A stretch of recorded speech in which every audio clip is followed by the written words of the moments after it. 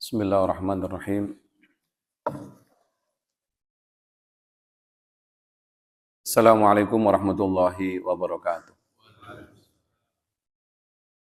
Biridhallahi ta'ala wa bi syafa'atillahi ta'ala bi syafa'ati nabiyina Muhammad sallallahu alaihi wasallam wa ala alihi wa sahbihi wa azwajihi wa dzurriyyatihi wa ahli baiti ajma'in wa sahabati Rasulillahi ajma'in wa tabi'ina tabi'ina fi salamitum wa la amati arbati mukulitin fi dunya wa dunya wal akhirah.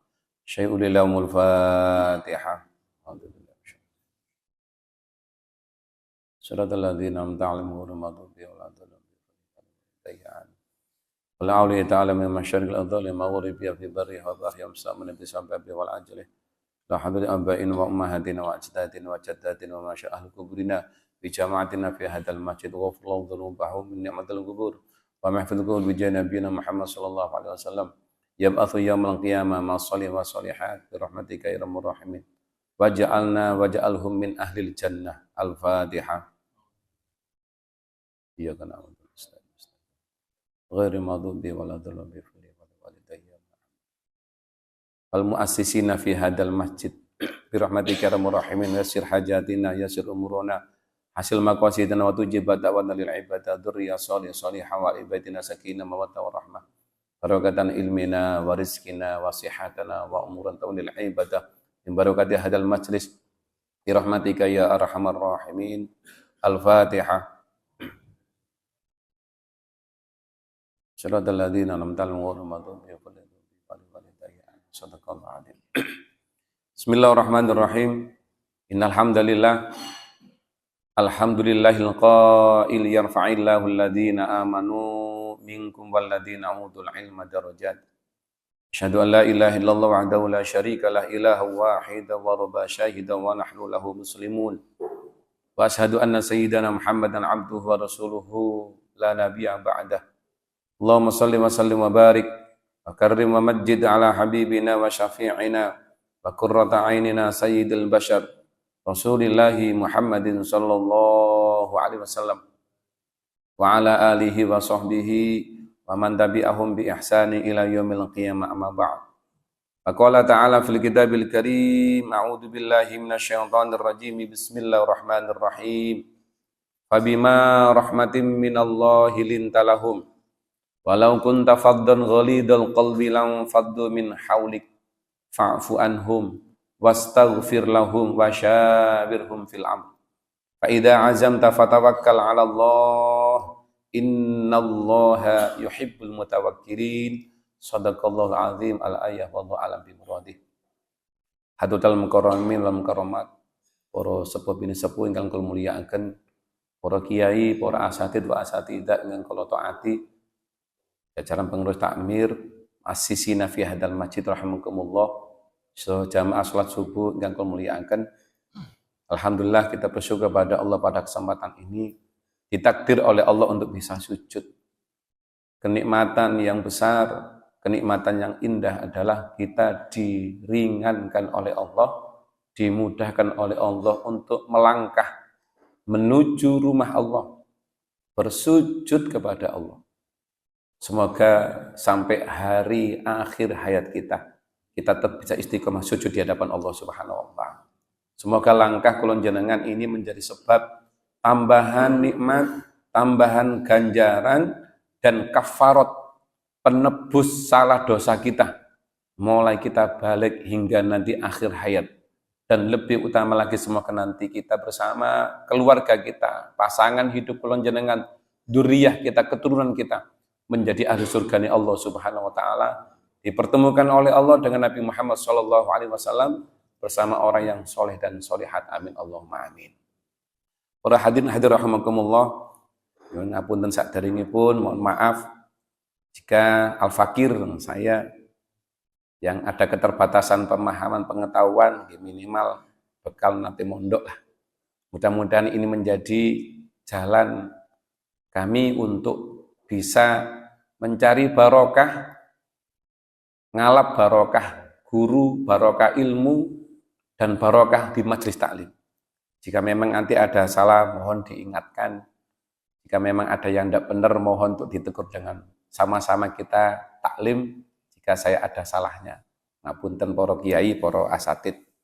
Mungkin di beberapa tempat di Al-Mustaqim saya juga ngisi tafsir di Masjid Al-Anwar, Baitur Rahman, Al-Fat, di Spring Hill, di Anwar Mutakin Sekarpuro, malah tidak ngisi di masjid saya sendiri.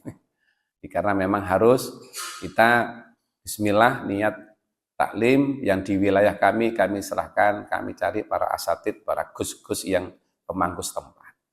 Itu mohon izin, mohon maaf jika nanti ada kurang lebihnya. Kemudian kita bersama-sama kami berharap kitab Wasiatul Mustafa, ngalap berkah dulu pernah ngaji wasiatin Nabi Muhammad sallallahu alaihi wasallam. Jadi walaupun kitab-kitab kecil berharap bisa kita amalkan secara pribadi kami dan para jamaah sekalian. Saya baca di al-muqaddimahnya, bismillahirrahmanirrahim. Alhamdulillahirabbil alamin wassalatu wassalamu ala sayyidina Muhammadin wa ala alihi washabbihi wasallim. Wa ba'du wa hada wasiatul Mustafa, dan kitab ini disebut dengan wasiatul Mustafa. Wasiatnya Nabiullah Muhammad sallallahu alaihi wasallam. Jadi nama Nabi Muhammad Al-Mustafa, Al-Amin, Toha, termasuk Badr, Syams, seperti bulan purnama dikatakan sallallahu ala Toha ya Rabbi bil Mustafa, lintu-lintunya pun. Itu nama lain Nabi Muhammad sallallahu alaihi wasallam. Dan wasiat ini dititipkan oleh Rasulullah Muhammad SAW kepada sahabat yang bernama Ali bin Abi Thalib, yang ketepatan juga termasuk menantu beliau. Ini kula jenengan ngapunten pelajaran utama. Kalau kita mau wasiat, niku kan mesti milih orang ya Pak. Yang kira orang itu kita percaya.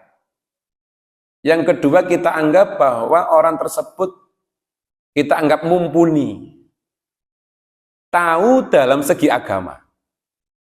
Yang ketiga, jelas kita berpikiran bahwa ada kecerdasan, ada amanah yang bisa beliau pegang, yang akan tersampaikan kepada siapa yang kita harapkan. Jadi kalau Nabi Muhammad SAW menyampaikan ini kepada sahabat yang bernama Ali bin Abi Thalib, termasuk keponakan beliau sendiri. Bahkan Nabi menyebut Sayyidina Ali itu adalah kuncinya ilmu, gemboke ilmu. Ini ana apa-apa takok ahli. Nek terjawab ditene gak iso, bahasa kasar ngoten iki nang gurune ngoten. Tapi di situ ada satu amanah besar yang harus diemban oleh Sayyidina Ali karramallahu wajhah. Yang kedua, Sayyidina Ali itu ada sebutan tersendiri dari Rasulullah. Karramallahu wajhah, wajah yang dimuliakan. Ini yang lainnya kan Abu Bakar radhiyallahu an, Umar bin Khattab radhiyallahu an, Utsman bin Affan radhiyallahu an. Ini khusus Sayyidina Ali karramallahu wajhah. Itu wajahnya dimuliakan. Para ulama menyampaikan memang ada pendapat yang berbeda, tapi yang paling utama yang saya pegang adalah Sayyidina Ali termasuk golongan yang dimuliakan oleh Allah wajahnya karena sejak kecil, walaupun beliau itu bersama orang tua atau paman yang kita kenal, Abu Sofyan, Abu Jahal, Abu Lahab, itu kan paman-paman ini penyembah berhala. Dan Ali bin Abi Thalib itu adalah putranya, namanya bin Abi Thalib, putranya Abu Thalib. Sejak kecil beliau itu belum pernah menghadap wajahnya ikut nyembah berhala. Makanya disebut dengan karramallahu wajhah. Jadi malah pada zaman Rasulullah ketika datang ke perang itu malah mengambil anak panah, diambil lari. Keberaniannya luar biasa. Tidak ada watak seorang pemuda yang wajib ditiru oleh zaman-zaman sekarang. Bahkan yang kedua keberanian beliau adalah ketika Rasulullah Muhammad SAW itu mau dikejar-kejar sama orang kafir Quraisy. Bahkan waktu itu Umar bin Khattab sendiri yang belum masuk Islam untuk mencari Rasulullah. Ketika Rasulullah mau dibunuh itu apa yang dikatakan Sayyidina Ali? Ya Rasulullah, kula mawon pengganti jenengan. Di tempat tidur padahal mau dibunuh gitu, Pak. Saya ajar Rasulullah penggantinya. Jangan hijrah, jangan hijrah darinya Rasulullah. Bayangkan mau dibunuh ya. Wis tak ganti ini jangan Rasulullah, ini bunuh sana saja yang meninggal gitu. Lah kula jenengan misalnya pengapunten punya anak, Bapak kate dipateni menayu apa kok. Terus ayo melayu bareng-bareng, Pak. Ini enggak, saya gantikan Pak, silakan yang datang. Dia rela seperti itu.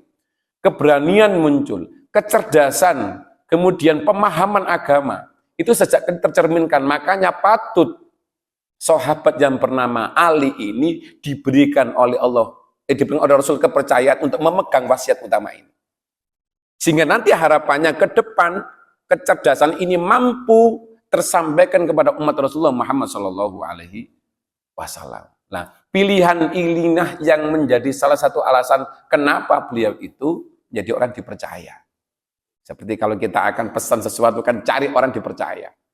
Nah, itu adalah makna pelajaran yang diambil dari mandat utama wasiat Nabi Muhammad SAW kepada Sayyidina Ali. Ingatkan. Apa yang beliau sampaikan? Fahada wasiatul Mustafa alaihi salatu wassalam li Ali ibn Abi Thalib karramallahu wajha. Qala. Sayyidina Ali niku ngendika cerita pada kita, da'ani Rasulullah sallallahu alaihi wasallam nimbali ing kula sinten Rasulullah Muhammad sallallahu alaihi wasallam. Saya dipanggil Rasulullah. Fa khalautu ma'ahu, kemudian maka saya itu menyepi berdua bersama beliau. Fa khalautu menyepi sapa ingsun, ingat untuk menyepi kita itu berkholwat. Nah, menyepi, dolek tempat yang tepat untuk menyampaikan ini. Fi manjili, di suatu tempat. Kemudian faqala li, beliau menyampaikan kepadaku, kata Sayyidina Ali, ya Ali, anta minni bimanzilati Harun min Musa alaihi salam.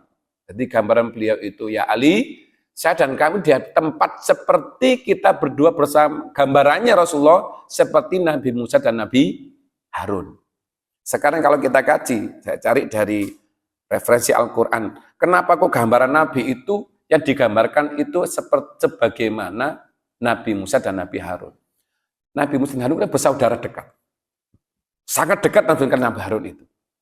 Apa-apa itu yang menjadikan ketentuan Allah ikut tersampaikan. Bahkan dalam tafsir di Al-Quran itu, Nabi Harun itu menjadi jaminan Nabi dan Rasul itu berkat rekomendasinya Nabi Musa yang dimintakan kepada Allah. Ya Allah, jadikan Harun itu sebagai Nabi. Saya ambilkan dari Al-Quran, di antaranya surah Al-Qasas 34. Bismillahirrahmanirrahim. Wa akhi Harunu huwa afsahu minni lisanan fa arsilhu ma'iyya rid'an yusaddiquni inni akhafu ayyukadzibun. Dan saudaraku Harun lebih fasih lidahnya daripada aku. Nah, maka utuslah dia bersamaku. Ya minta, jadikanlah ya Allah menjadi utusan Rasul. Jadikanlah dia utusan yang membersamai aku. Bahkan beliau mengatakan, dulu Nabi Musa kemata mengatakan kok ini lisannya lebih fasih. Di Al-Quran ada kalimat Rabbis rohli saudari wayassirli amri wahlul uqdatam min lisani yafqahu qawli. Itu waktu kecil itu kan dites. Fir'aun itu mau bunuh Nabi Musa. Ketika bunuh waktu dicari siapa nanti orang-orang yang akan menjatuhkan derajat kerajaannya sebagai seorang raja, dicari. Bahkan orang-orang yang dulu ketika ibu-ibu yang hamil dicari oleh Musa dan Fir'aun dan tentaranya, bunuh. Kenapa? Dalam mimpinya nanti ada seorang laki-laki yang nanti akan menurunkan derajat sebagai seorang raja. Dicari. Tapi Allah menyelamatkan Nabi Musa. Nah, di sini nanti ada surat Al-Qasas dan surat Toha yang menyampaikan diselamatkan, dia harus dimasukkan di tempat, di tungku yang akan dihanyutkan di Sungai Nil.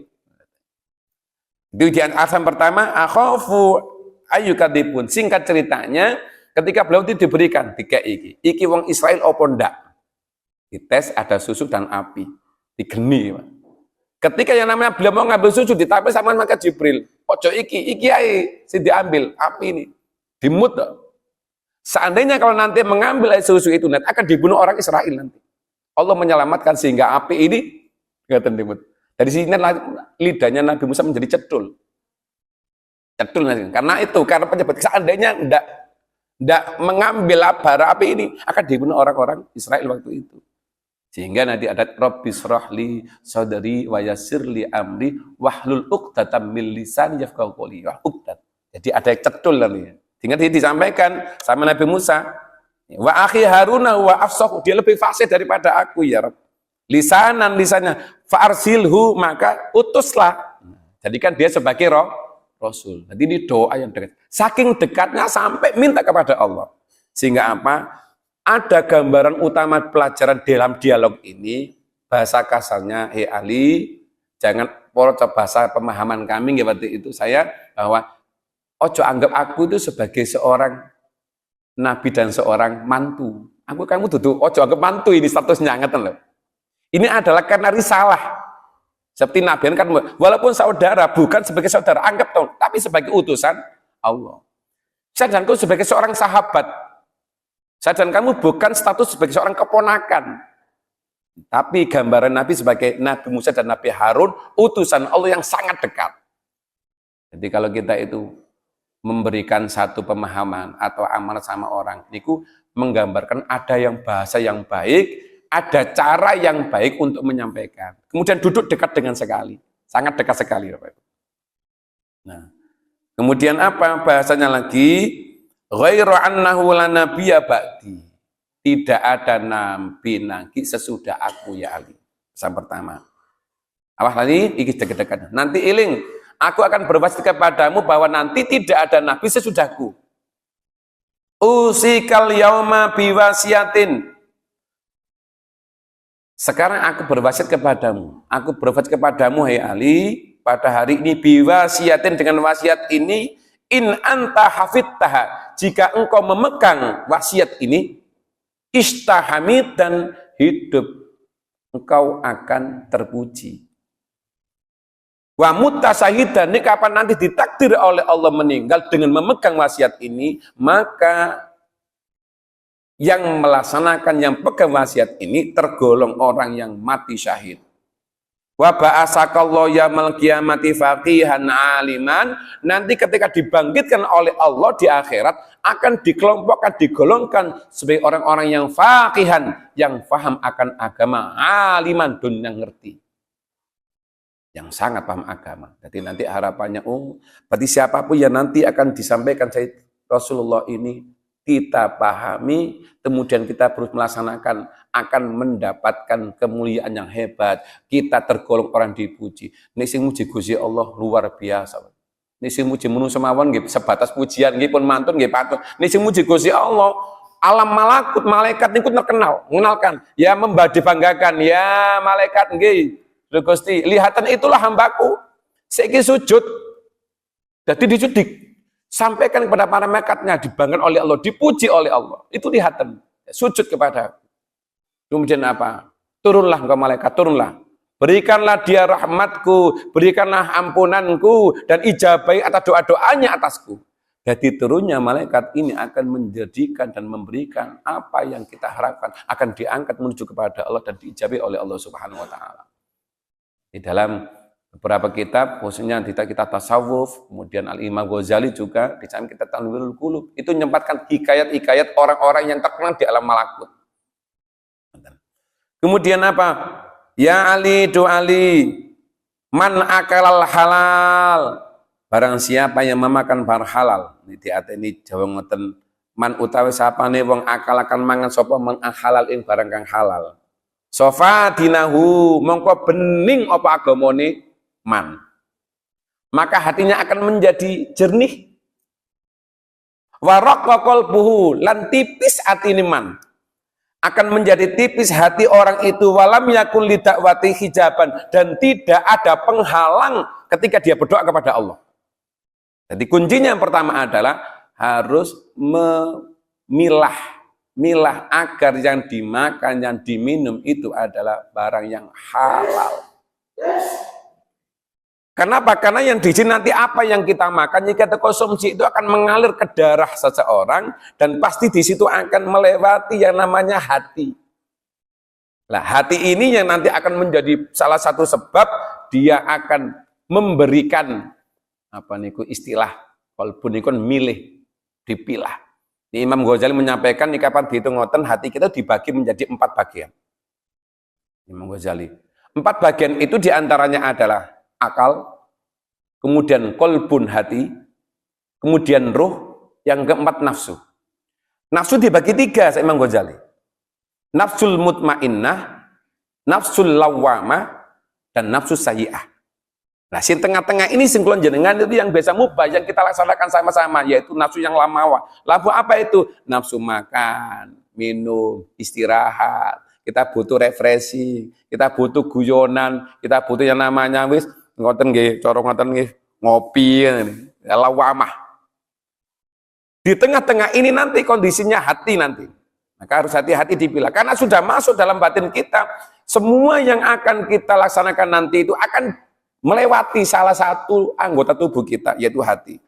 Dalam kitab Tanbul Qulub kalau kita terjemah niku ada nih, saya baca di terjemahannya.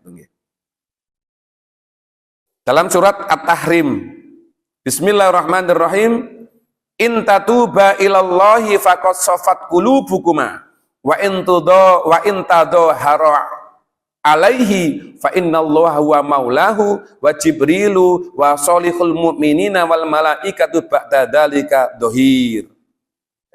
Dan itu nanti akan ada kecondongan kepada kebaikan jika kamu berdua membantu menyusahkan Nabi. Itu dulu. Siapa yang kapan menyusahkan Nabi Musa waktu itu? Maka apa yang terjadi? Sungguh kamu akan menjadi pelindungnya. Dan begitu pula Jibril dan orang-orang mukmin yang baik selain dia itu malaikat akan menjadi penolong pula baginya. Sofat qulubukuma, kecondongan hati untuk kebaikan. Nah, condongnya hati yang akan menjadi baik nanti ini tergantung dari salah satu yang dikonsumsi adalah makan dan minum. Ini kapan diotik-otik tengah kolbun itu, diotak-atik seperti jari ini ya Nabi.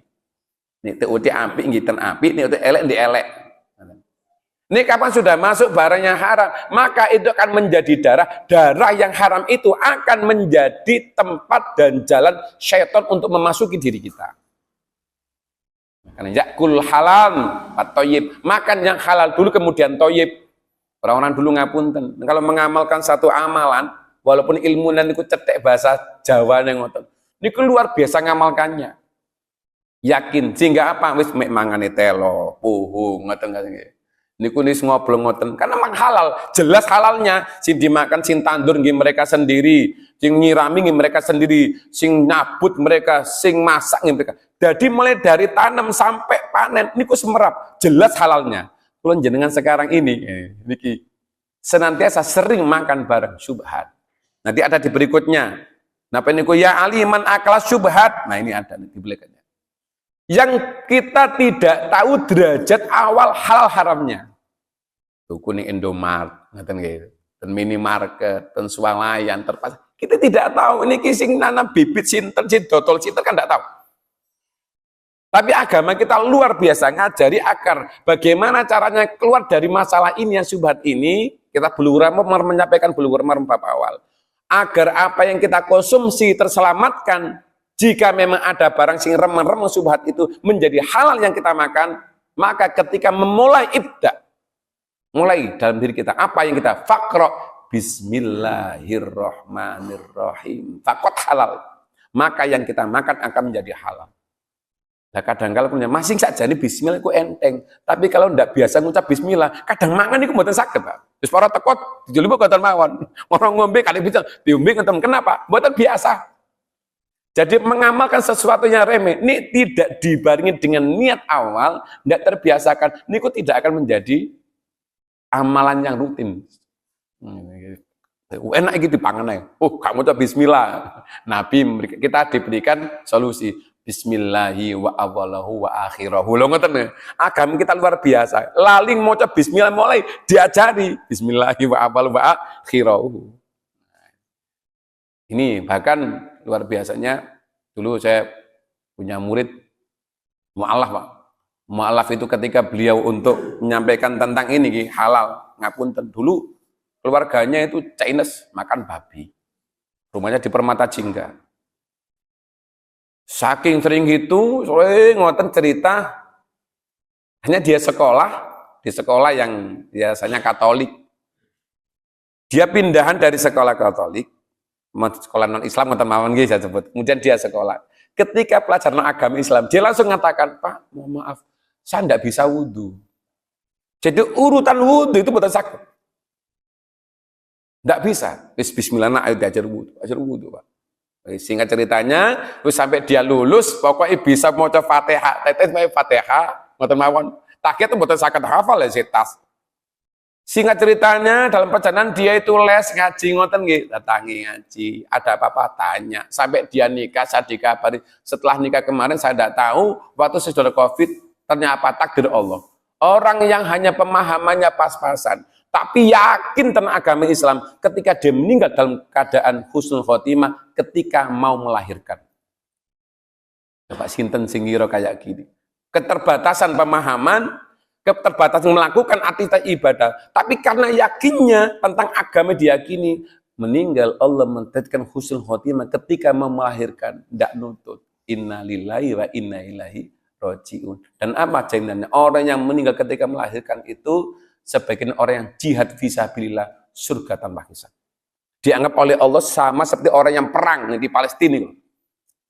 Makanya nggak heran nih saat ini orang bolak-balik ngelahirno, mungkin kena oleh ganjaran jihad fisabilillah. Bisa anak itu sehat-sehat lawan. Tadi itu begitu luar biasa disampaikan. Nah ini halal sofadinuhu. Nah sekarang ini kalau kadang nyampaikan kepada jamaah, ayo dipilah, jangan sampai yang masuk kepada anak istri itu barang yang haram. Baik titik-titik melbu itu kudu barang yang halal. Karena apa? Nek sofadinuhu ketika bening ati ini diajak baik ini ku gampang. Disuruh ngaji nggih berangkat. Nah, diajak untuk apa mungkin gampang. Kenapa? Karena yang dikonsumsi barang yang halal. Jadi kunci pertama ingin selamat agama ini yang masuk harus barang yang halal. Baik sifatnya ataupun datnya ataupun sebabnya. Halalun fi sifatihi lidatihi wali sababihi. Halal datnya jelas bahwa barangnya makanan ini halal. Sing haram termasuk barang sing kita anggap mulai dari daging babi, mulai dari anjing itu yang haram datnya. Jadi kalau sudah titik pun kecampuran yang haram, tetap jadi haram semuanya. Minyak babi masih nggak itu barang haram. Ini kapan ada dat yang nyampur, masih titik, semua menjadi haram. Sehingga kita ini tuku sego goreng, dilok iku ono campuran ini ndak nganten minyaknya kadang nganten.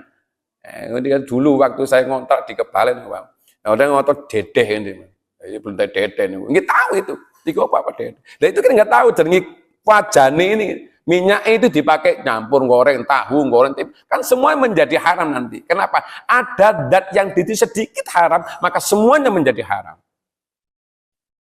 Karena di antara sebab itu muncul barang yang halal, karena ini adalah beras atau minyak atau yang halal, tetapi cara mencarinya dengan cara yang haram, maka menjadi haram yang masuk. Walaupun yang dimakan adalah kelihatannya nampaknya halal. Nah ini apa nipu, apa niku mencuri dan lain sebagainya. Sehingga apa? Nggih ketok enak kita dimakan. Ya masuk ke dalam diri anak turun keluarga barang yang haram, makanya keluarga itu sulit dijadikan sebagai orang yang taat. Karena sumbernya pertama, yang masuk bukan barang yang halal. Ini pentingnya luar biasa ketika masuk dalam darah kita. Nah, ketika jin, setan, kalau sudah ada barang yang haram, ini akan ngikut. Makanya kalau kita lihat orang yang ruqyah itu kan ditepukan wilayah niki punggung sama ros-rosan tengah.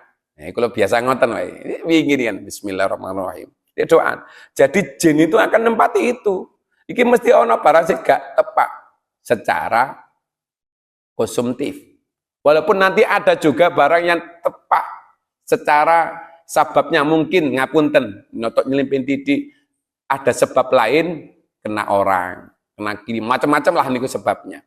Lepas dari itu, tapi kalau di dalam dirinya ada agama yang kuat, yakin kuat, maka akan diselamatkan sama Allah. Nabi dulu disihir sama orang kok. Nabi disihir. Nabi dongo ya cari kon balik Nabi disihir. Apalagi zaman-zaman sekarang harus hati-hati, maka sering kita ibadah, sering kita doa, karena itulah akan membuat kita akan menjadi mudah. Ini di YouTube tuh wonten. Kenapa? Orang Rusia nih salah nih, tukang sihir waktu itu. Ditanya di dialog itu, kenapa kamu tidak bisa sihir orang Islam? Ada cahaya kuat dalam dirinya. Kenapa? Karena dia ahli sujud, dia sering sholat, kata dia. Sehingga ketika dia mau menyakiti itu tidak bisa. Nah, jadi hal yang gaib, sholat itu barangnya tidak, tapi ketika apa Allah menyelamatkan di hal yang tidak kelihatan. Kita diajari Nabi doa, a'udzu bikalimatillahi tammati min syarri ma khalaq. Bismillahilladzi la yadurru ma'asmihi syai'un fil ardi wala fis sama'i wa huwas samiul alim. Aku selamat dari hal-hal yang tadi yang gaib itu, yang jelek-jelek, yang jahat-jahat. Oke, itu diantaranya kalau halal. Waraqa qalbuhu. Ketika sudah tipis hati ini, gambaran Imam Ghazali, hati kita seperti kaca, kaca sing bening. Lah tiap hari itu mesti kaca itu kena debu, kata Imam Ghazali. Dan kita tanggul kulub ini terjemahnya saya bawa.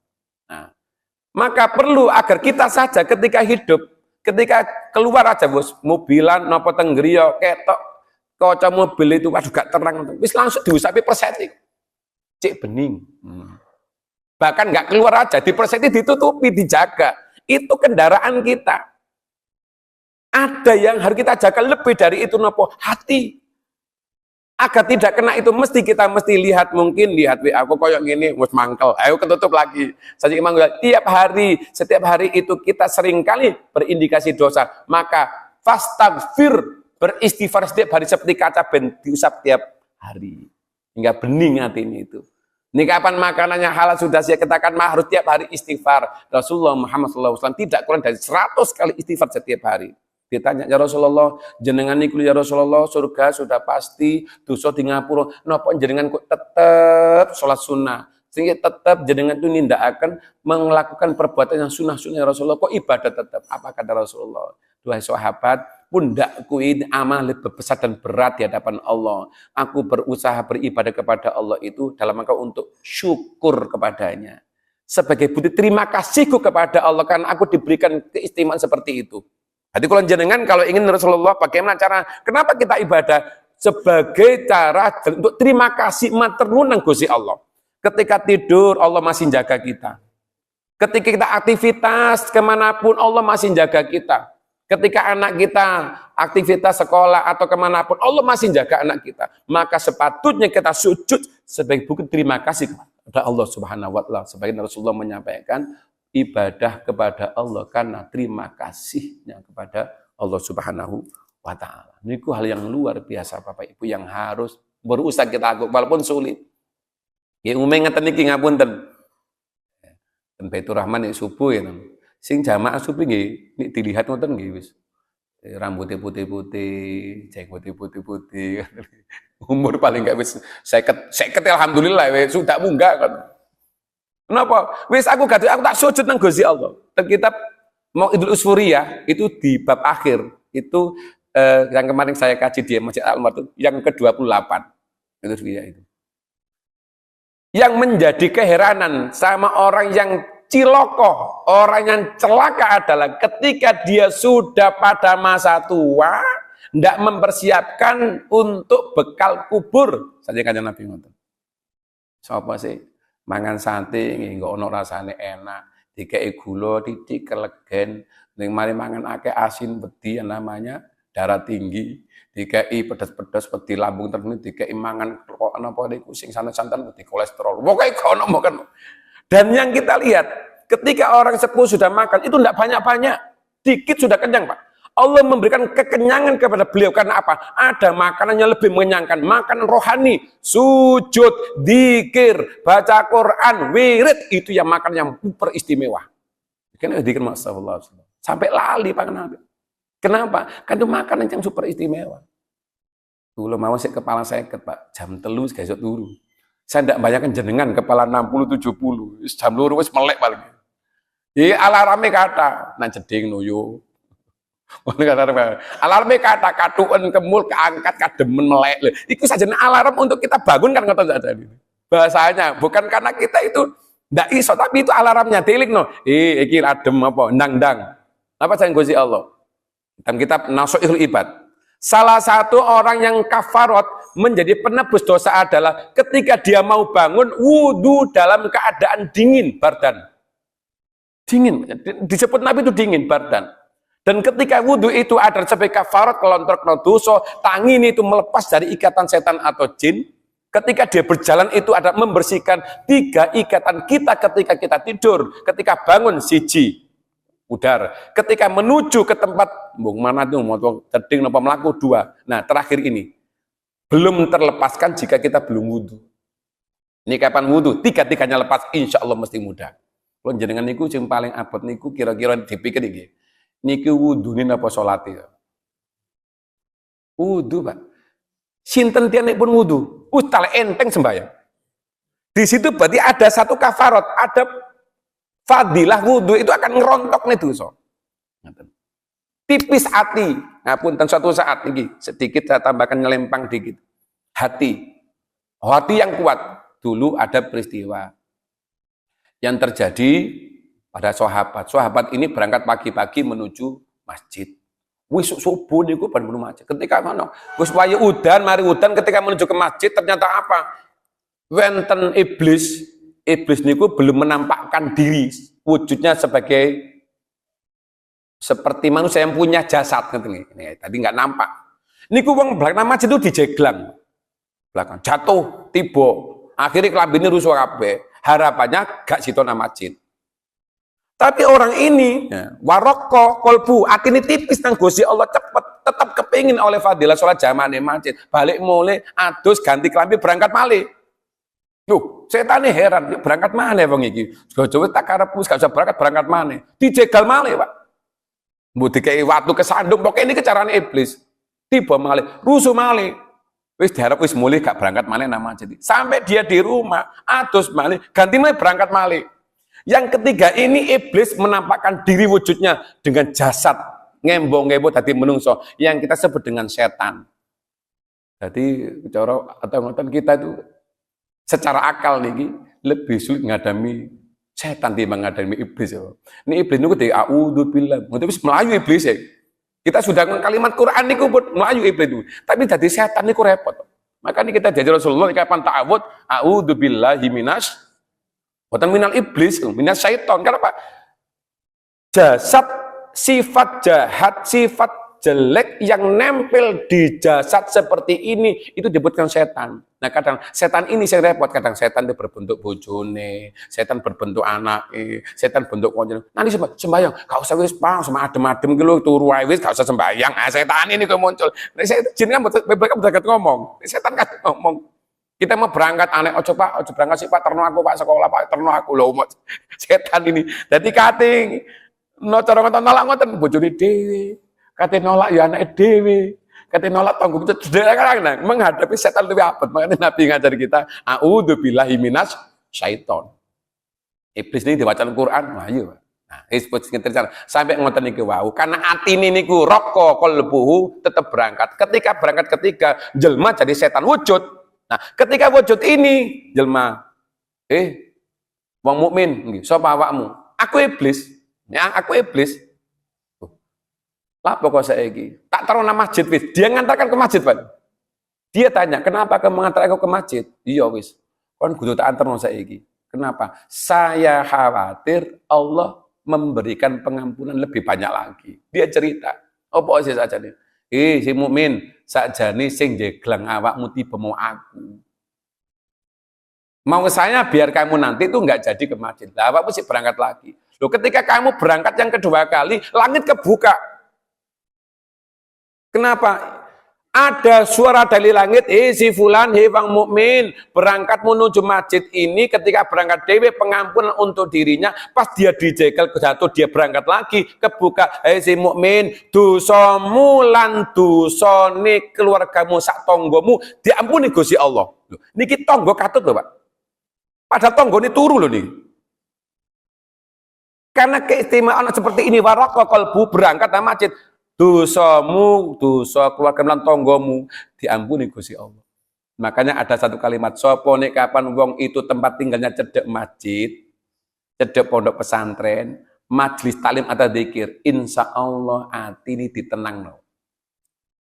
Kapan? Waktu urip. Loh, wong ibadah kok tenang? Iya, kenapa? Ada fadilah dari jamaah tempat itu. Maka tempat ini nyonin itu luar biasa. Tapi apa akibat orang yang ketika di rumah cedek gak ke masjid? Nanti nih sakratul maut. Karena dia sih nyonggo dewi masalahnya itu. Wis gak bisa bantu kita. Nek dunia iso kan. Dunga api balik musibah ngali. Kan ngeten nah, kan kebagian.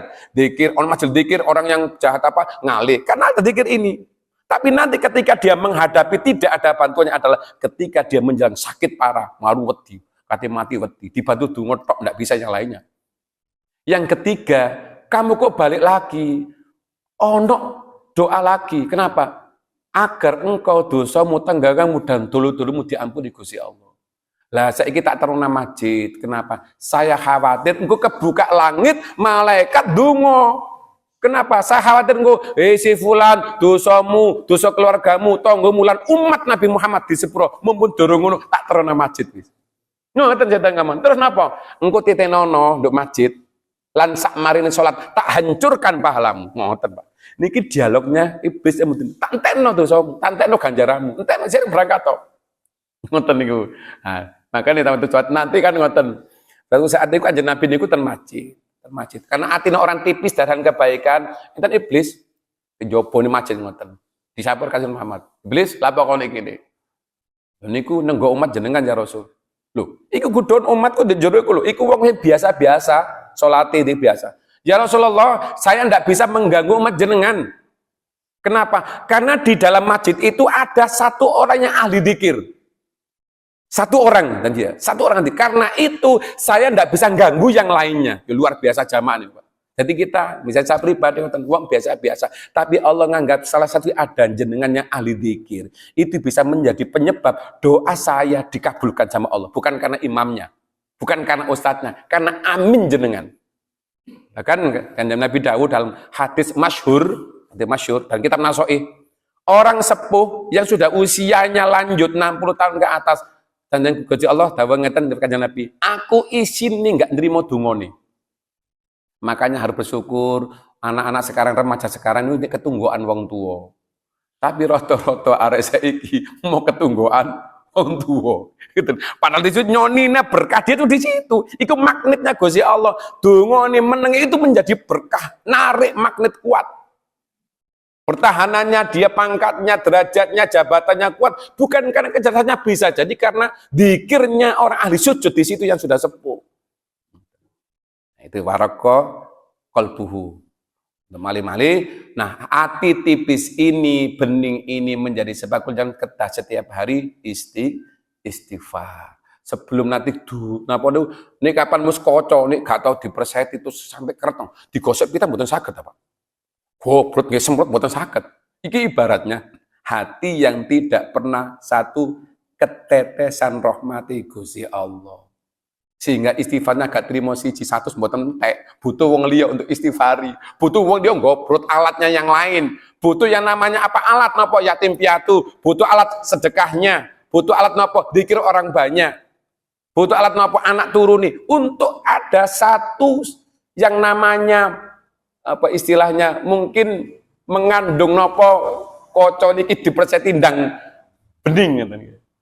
Ini makanya bersama-sama halal itu kunci utama. Yang ketiga, nek kapan dungo mboten ditutup kali Gusti Allah, lidakwatilah hijabun. Tidak ada penghalang ketika doa karena makanan barang yang halal. Sebagai penutup saya, hadirin rahimakumullah.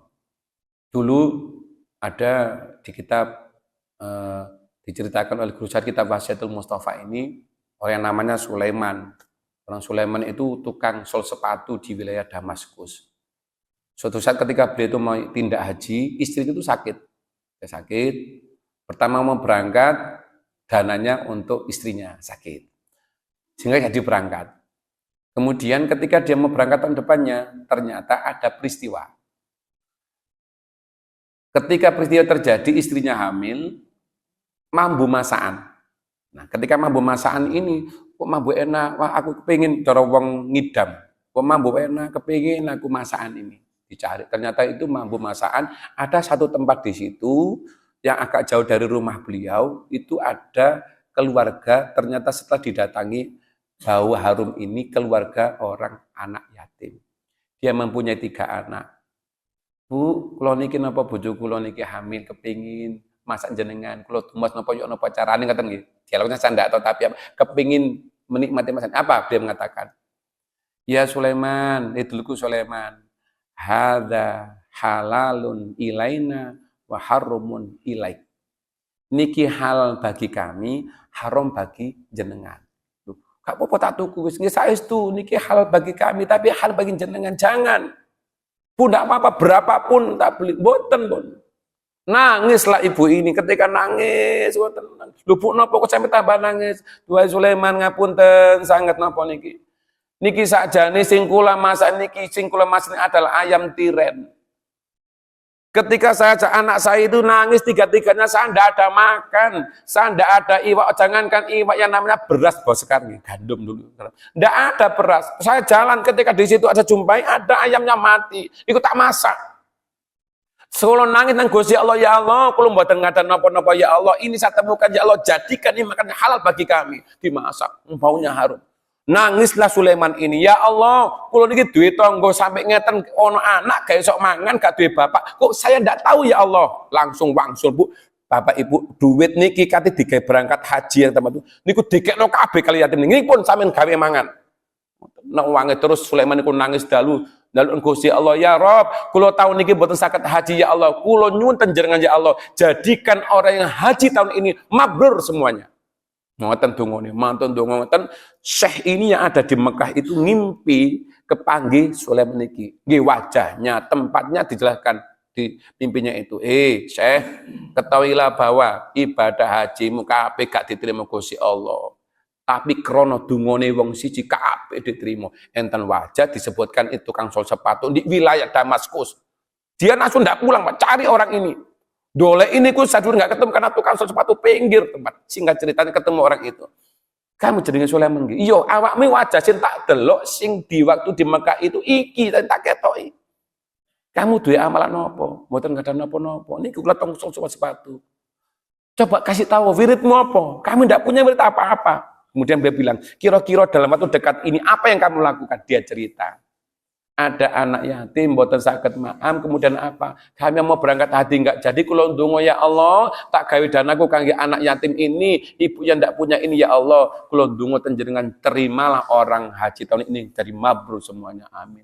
Kula mek ndonga ngoten, langsung dia terima kasih suwun. Kenapa? Karena doamu kami semua diterima haji oleh Allah Subhanahu wa taala. Makanya ada hadis. Allah akan melaknat seseorang jika dia itu bolak-balik haji, bolak-balik umroh, tapi tetangganya tidak makan, dia tidak tahu. Dilaknat, kok. Jadi orang ini bolak-balik Mekah Madinah, tapi ini ono tonggo ini gak sok mangan, gak ro. Itu dilaknat kali Gusti Allah. Jangankan halal, sing dimam tidak ada. Makanya takmir masjid, kalian jenengan yang punya jamaah kumpulan apa-apa, mari kita cari Pak Dolek. Siapa sih gak mampu, anak yatim di sini ngaten nggih. Duh, jangan dipikir hanya rumahnya besar Pak, bisa jadi yang di dalam rumah itu gak duit gak sok mangan. Itu yang luar biasa, gak duit beras. Di Quran itu kenapa? Kita lihat, waduh, duit mobil, kudu ditol mobil, gak duit, kudu ditol HP ini, kudu jual. Kenapa? Makan itu jadi yang utama. Dari hal seperti ini, orang dulu nggih bacaan di Al-Quran itu, afara'aitumul ma'a tasrabun, ketika jadikan air, kemudian apa ketika engkau diberikan oleh Allah makanan pokok. Ngapunten, ana wong wome gede, mobil mewah, duitnya akeh, ATM kebek. Ketika di rumah gak duit beras susah, Pak. Tapi ada orang rumahnya elek, masih gak duit kendaraan, duit gak ono, selama ono beras, tenang uripe, ono sasak aman, ngoten Pak. Ternyata ketenangan itu ketika apa makan pokok menjadi kuncinya kan. Orang dulu ketika panen dari lombok aman pun masih 6 bulan durung ono apa pokoke duwe beras aman. Baik anakku mangan kabeh. Masih yo gak ono iwake. Masa saya dulu kecil Pak ini panen dulu di sawah di Gresik itu. Gak duwe iwak. Memang dimasakno napa kayak klopo. Usuk ngoten kayak klopo. Beras akeh gak duwe iwak iku klopo. Nggih enak. Bahkan orang dulu ketika pada masanya berkatan akeh, ngapunten karak bahasa kasar. Apa dengaran ini? Karak nih bahasa karak. Karak niku disimpen kali mbah kula bapak niku. Nek iki wayahe durung panen apa iwak paling ndelek ning kali ndolek iwak ngoten dibawa pulang. Gono apa-apa. Apa-apa karak niku didang. Karak niku diresiki, dipesusi, didang, digodhog. Nah ngoten niku lho Pak dipangan. Ya mboten sing penyakitan niku. Gak ono mau loro perkara karak sih makan. Nah, rasane iki nate nggo karak kula jeneng mawon nggawe karak mboten nate napa makan karak. Nih sakniki wong Gresik karak dipakan iwak urang. Diujar ke iwak padang ngoten. Dulu dimakan dan tidak ada yang sakit. Orang dulu ketika ngapunten nggih perkara halal, orang nggawe apem niku. Dulu nggawe apem kan luar biasa nggawe apem. Wake terterapi sapa kate mangan apem sakmono kae kan ngoten. Ketika enggak kemakan, orang dulu enggak bingung, diirisi, dipe, mari dijemur, disimpen niku. Kula masih ngalami niki, waktu cilik. Mari dijemur dina Jumat napa dina napa ngoten, mari Jumatan. Niku ana dang-dangan apem sing sudah berbulan-bulan. Niku napa niku diumbah mele, didang, dikek klopo, dikek uyah, dimaem. Nggih boten penyakitan.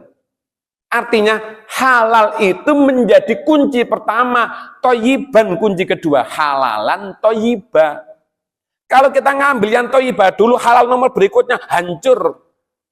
Kenapa? Dolek bergizi tapi tidak ada yang halal. Orang dulu halal, masih itu telo pohong, sehat dan imannya, sehingga bisa mencetak anak-anak yang soleh, bisa pendidikannya SR, bahkan gak sekolah, anak sekolah KB, pendidikan SR anak sampai SMP SMA, pendidikan SMA anak sampai kuliah. Kenapa? Ini bibit yang luar biasa, sumbernya makanan yang halal.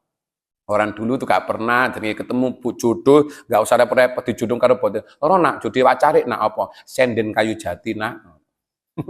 Itu duit sawah sing ngompo senden kayu jati. Saniki mboten kayu jati, senden tembok. Artinya itu. Jadi kunci pertama wasiat Kanjeng Nabi adalah makanan yang halal. Mungkin menika Bapak Ibu, dalam sisi ini ada hal yang kita kaji sama-sama untuk yang kita ambil bagaimana cara kita menjadi orang yang berhak di hadapan Allah Subhanahu wa taala. Saya tutup dari hadis ini karena ada hal yang bersinggungan bersamaan nggih, jejer. Ya Ali man akala subhat, sapane wong kang maem barang sing subhat, istabaha. Mongko jaba sing serupa mau alaihi dinuhu. Apa? Peteng.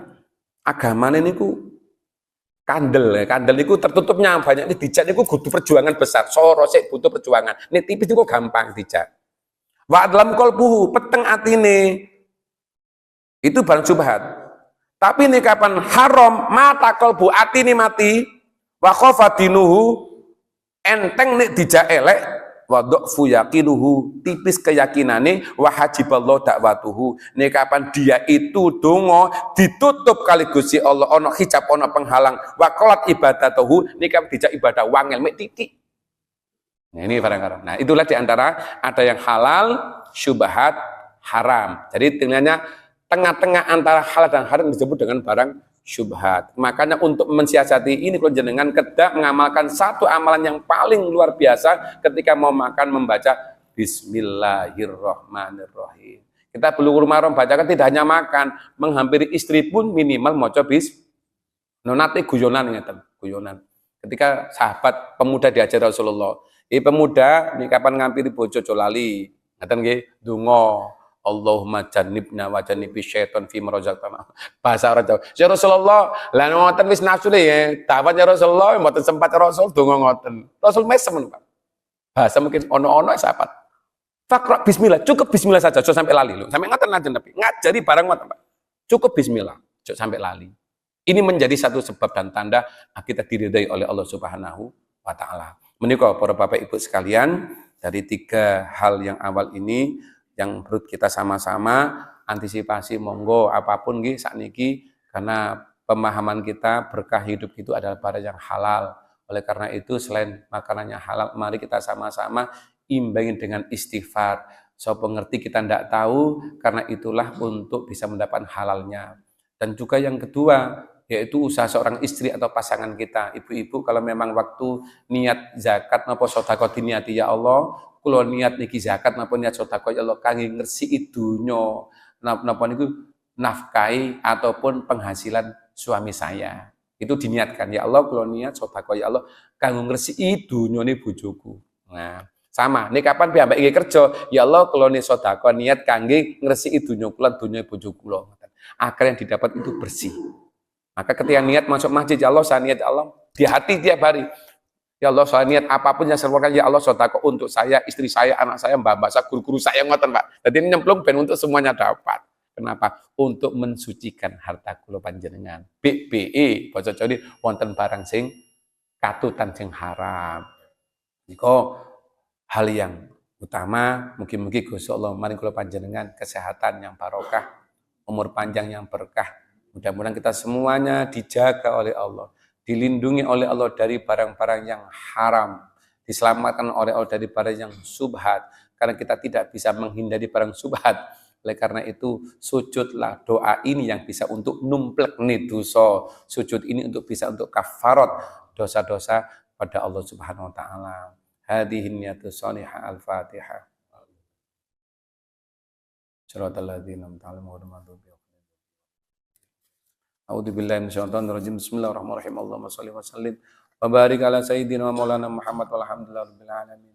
Allahumma fil lana dzunubana wa liwalidayna warhamhuma kama rabbawna shighara wal jamil muallimina wa ustadina wa asdiqaita wa jama'atina fi hadhil masjid ya Allah wa ahli baitina wa ahli kuburina walil mu'minin wa mu'minat wal muslimin wa muslimat al ahya'i minhum wal amwat. Allahumma anfa'na bima 'allamtana wa 'allimna ma yanfa'una warzuqna uluman tanfa'una bi rahmatika ya arhamar rahimin. Allahumma rzuqna faman nabiyyin wa hifdzal mursalin wa ilhamna malaikatal muqarrabin. Nawwir qulubana bi nuri hidayatil Qur'an wa nuri ma'rifatik kama nawartal adab bi nuri syamsi abadan abada. Wa ja'al ya Allah barakatan ilmina, barakatan rizkina lil ibadah il haji wal umrata lillah. Barakatan dzurriyyatana, barakatan ahli baitina bi rahmatika ya arhamar rahimin. Yasir hajatina, yasir umurna fi hajati jamaati fi hadal masjid. Ifilana dzunubana la firu dzunuba illa anta bi syafaati nabiyina Muhammad sallallahu alaihi wasallam. Rabbana atina fid dunya hasanah wa fil akhirati hasanah wa qina adzabannar. Wa sallallahu ala sayyidina Muhammad wa ala alihi washabihi wa baraka wa sallam. Walhamdulillahirabbil alamin. Al-Fatihah.